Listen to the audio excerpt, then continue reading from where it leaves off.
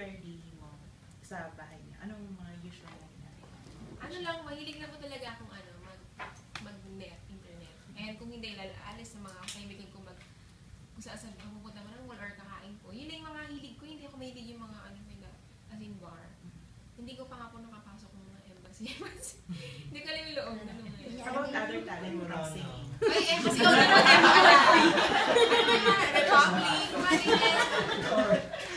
Kanina ka pa. Hindi pa ako nakapasok. Hindi niya alam yung tugstugan. Can you share with us your other talent aside from singing?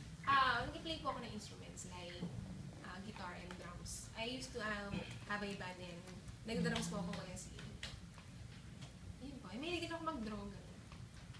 Thank you. Thank you. Boss Adrian na may billboard. Yung in terms of success, how would you gauge your success? Parang paano mo, kailan sa tingin mo masasabi na parang yung pinaka-successful pa mo as a singer? Successful as a singer. Siguro, pag naisip ko na,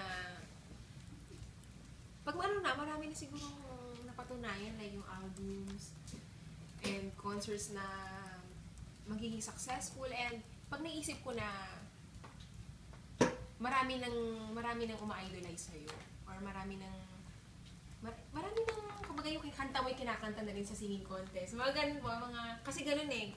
Ganun din po ako yung mga napanood ko natin sila. Angeline ngayon, kinakanta na sa singing. Si Sarah, kinakanta na sa singing ng mga singing contest, ginagawa ng contest pieces yung mga songs na yun. Parang nagiging icon na. So sana, umabot ako sa nila. And siguro, kunyari naging isa ka sa mga judge ng The Voice, isa sa mga coaches.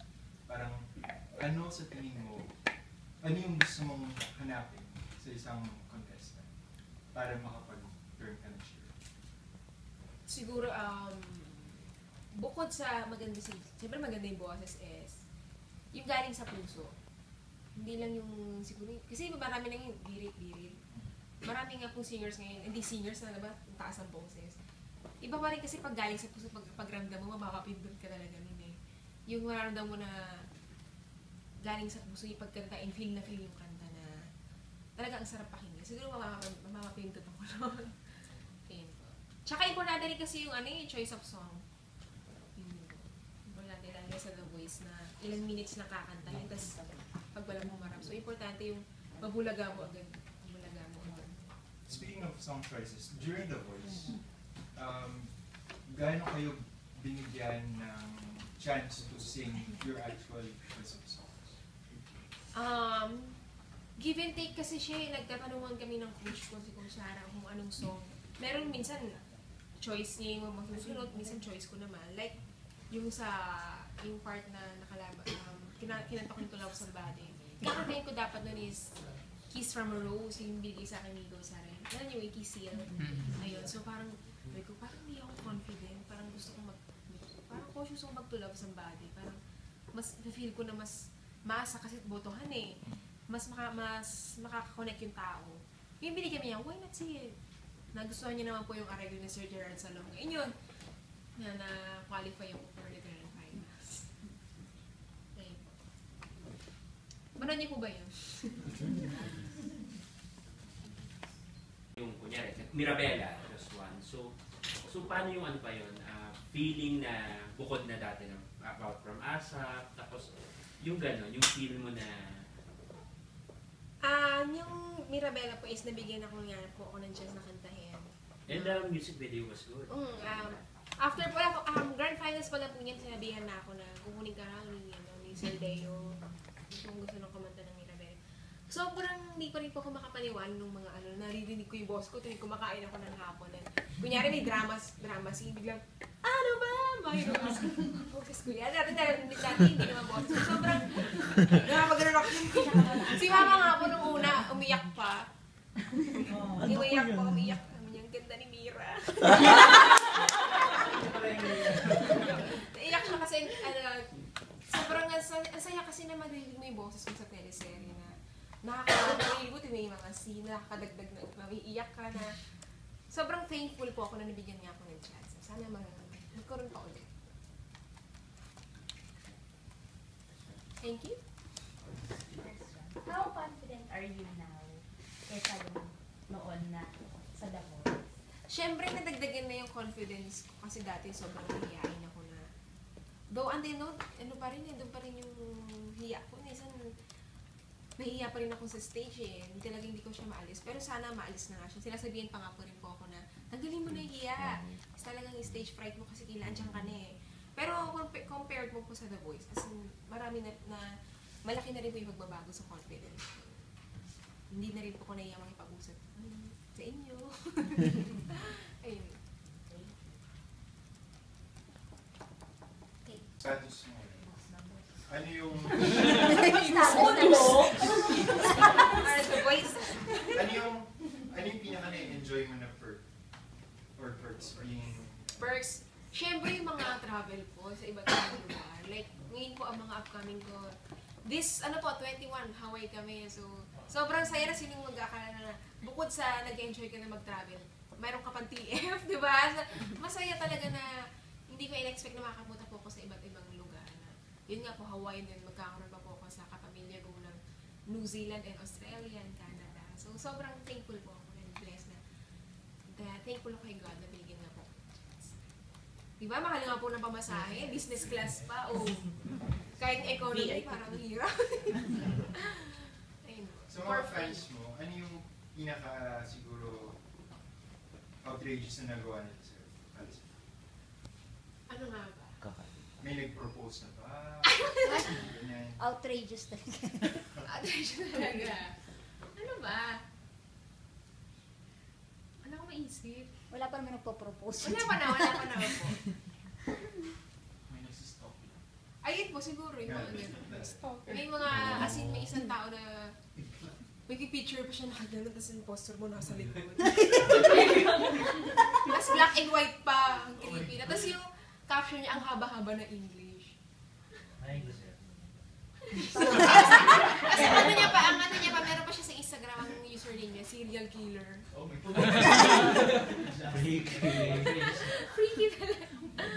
Ayaw po. Paano mo naman na-handle yung mga gano'n? Siyempre, dead man na lang. Hanggat wala namang ginagawa. Siguro sobrang fan ka lang talaga or tutuwa sa'yo. Wala pa naman pong ginagawa. So, pag may ginawa, doon na ako mapablatter. 15 meters away from me. So, how do you handle bashers? Noong una, siyempre po mahirap. Kasi naiiyak ako. Kasi hindi naman po ko sanay na yung iba tatag ka pa eh. Tatag ka pa parang Nabasa mo. tatag ka pa yan. Oo, mga ano talaga na hindi ka tatag ka. Tapos or kayo magko-comment.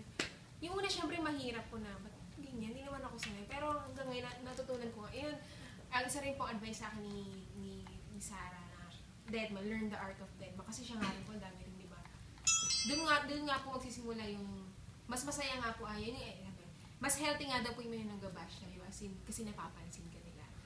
Sabi niya, thank you for loving me in different kind of way. Yun na lang, Deadma na lang po. Magsasawa din sila. Okay, favorite. Ganun.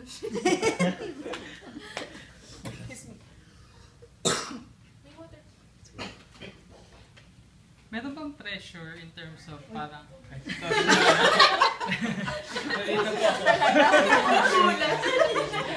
Nag-teleport lang po. Meron bang pressure na parang lalo mo pang baguhin pa yung image mo to please your fans? Kasi syempre, lalo na sa showbiz, kasi ang daming kakompetensya, kailangan mo rin mag-reinvent na sarili mo, lagi may bago.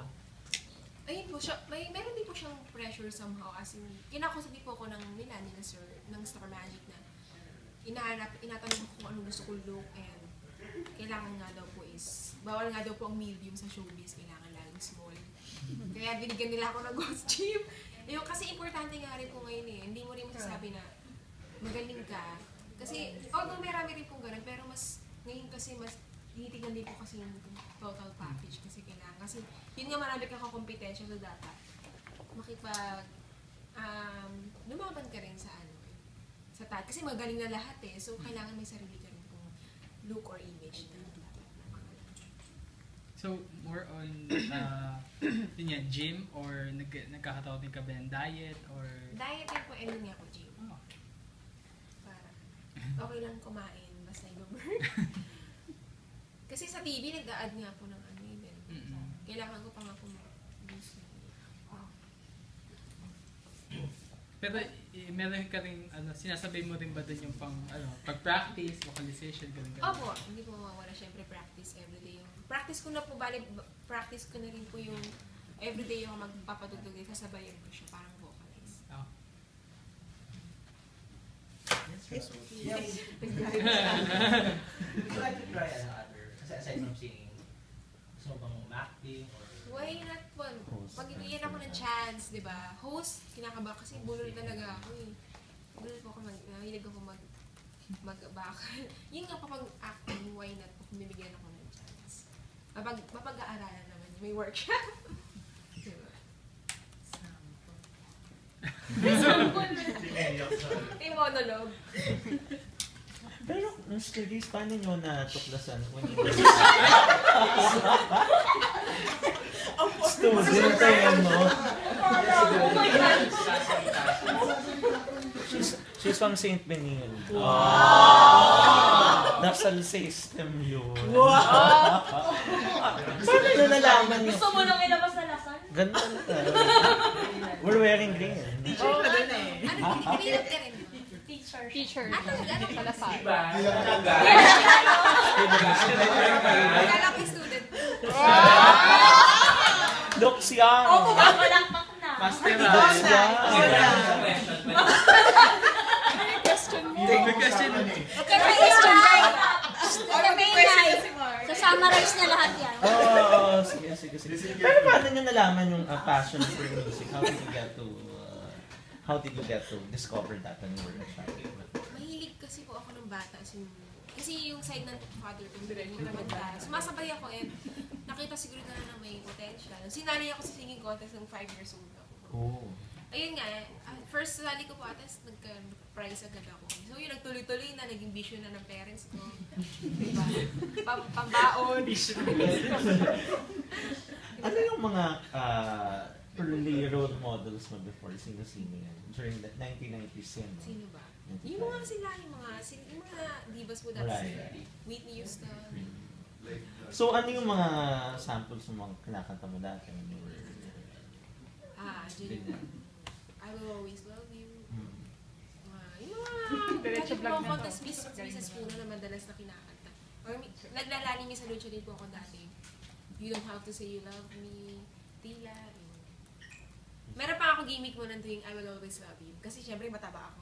Yung part na Love You, instrumental. Tinuro sa akin niya, gaganyan ako, tapos sasayo ako. Wala kasi ako video, kung nakita niya lang muna, syempre nakagawa na ako, di ba? Love you, tapos kaya taba-taba ako. Kaya rin po ako nakakadagdag na nalo ako minsan. Paandar kasi kailangan mo, di ba? May ganyan-ganyan ka, di ba sila Charisse naman ako ganyan.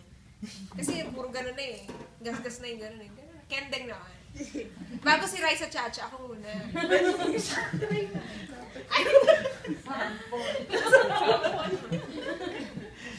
So, you said kanina that you had a hiatus from music. Mga ilang taon na nagtagal?